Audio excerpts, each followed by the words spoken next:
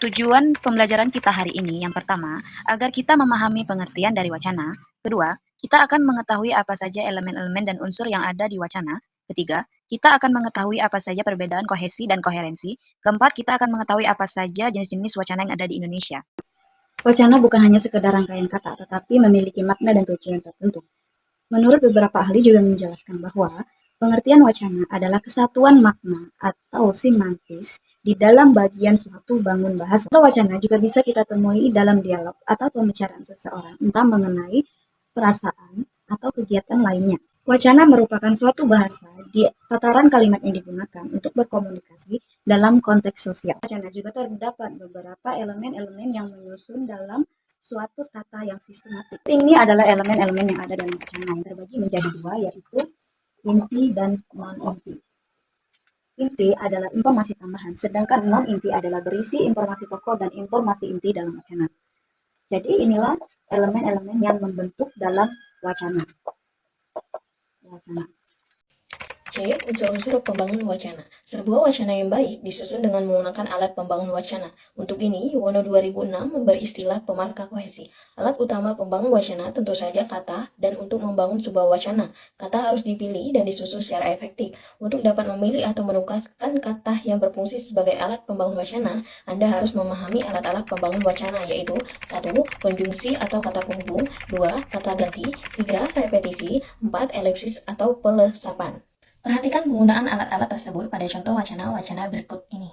1. Penggunaan konjungsi. 8A baru sakit dan Bidung meninggal. 8B baru sakit karena Bidung meninggal. 8C baru sakit ketika Bidung meninggal. 8D baru sakit kemudian Bidung meninggal. 8E baru sakit sebelum Bidung meninggal. 8F baru sakit setelah Bidung meninggal. 2. Penggunaan kata ganti. 9A Lala dan Lili dua bersaudara. Mereka belajar di sekolah yang sama. 9B Baim seorang aktor cilik. Selain pandai, ia sangat lucu. 9C Setiap hari Sabtu Anto pergi ke sanggar seni. Di sana ia melatih para remaja menari tarian tradisional. 3. Penggunaan repetisi pengulangan. 10. Adikku Irdam senang membaca buku. Beragam buku dibacanya. Buku-buku yang sudah dibaca disimpannya dengan rapi. 4. Penggunaan elipsis atau pelesapan. 11. Adik dan ayah berangkat ke tempat tugas masing-masing setelah sarapan pagi. 12. Kak Andi praktik lapangan di bengkel otomotif. Kak Mayang di laboratorium botani. Anda tentu saja mengetahui kata mana yang dimaksud konjungsi pada wacana 8, kata ganti pada 9, kata yang diulang 10, yang agak sulit mencari kata yang dilesapkan atau disembunyikan. Pada wacana 11 terdapat kelompok kata subjek yang dilesapkan atau disembunyikan, yaitu adik dan ayah. Apabila tidak dilesapkan, kalimat wacana tersebut berbunyi 11A. Adik dan ayah berangkat ke tempat tugas masing-masing setelah adik dan ayah sarapan pagi. Pada wacana 12 terdapat pelesapan predikat, yaitu praktik lapangan. Apabila tidak dilesapkan, kalimat tersebut menjadi 12A. Kak Andi praktik di lapangan di bengkel otomotif, Kak Maya praktik lapangan di laboratorium botani. Penerapan elipsis atau pelepasan dapat dilakukan pada kalimat yang terdiri atas dua klausa atau lebih. Salah satu fungsi, subjek, predikat, keterangan, atau objek pada kedua klausa tersebut mengandung persamaan. Kegiatan belajar 2. Kohesi, koherensi, dan jenis-jenis wacana bahasa Indonesia. A. Kohesi dan koherensi. Kohesi adalah istilah yang digunakan dalam wacana yang membahas hubungan antar unsur dalam kalimat wacana.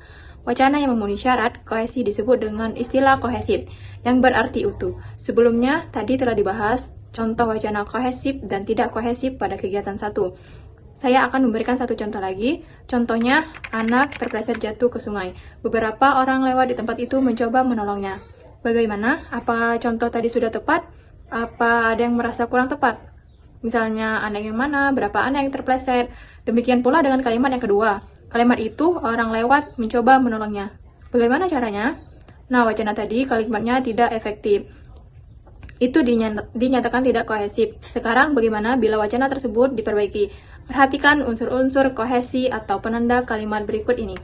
Anak itu terpleset, lalu jatuh ke sungai. Beberapa orang sedang lewat di tempat itu mencoba menolongnya. Nah, ini kalimat sudah efektif. Wacana memiliki ide pokok dan ide penjelas. Tidak hanya dituntut kebutuhannya, tetapi juga dituntut kepaduan antar bagian ide, pikiran, atau gagasan yang terkandung di dalamnya.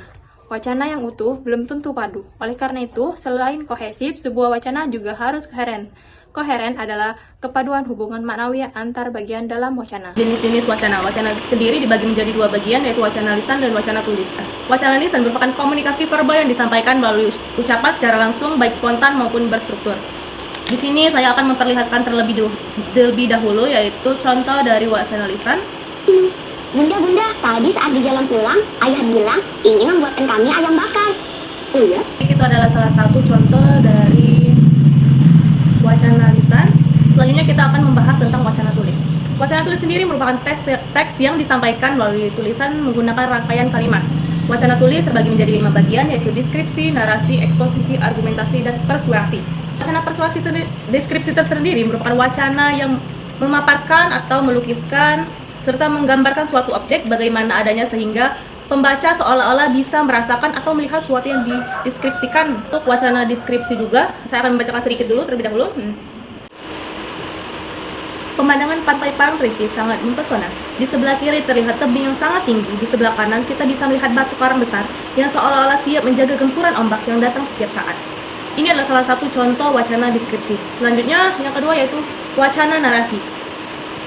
Wacana narasi berusaha untuk menyampaikan serangkaian cerita karena elemen di dalamnya yaitu ada tokoh, alur, kemudian juga serangkaian peristiwa yang saling berkaitan. Contoh dari wacana narasi tersendiri yaitu adalah cerita novel ataupun cerpen. Kemudian yang ketiga yaitu wacana eksposisi. Wacana eksposisi sendiri merupakan wacana yang menguraikan, memperkenalkan, dan memberitahukan suatu informasi seperti data faktual dan analisis yang disampaikan untuk menginformasikan.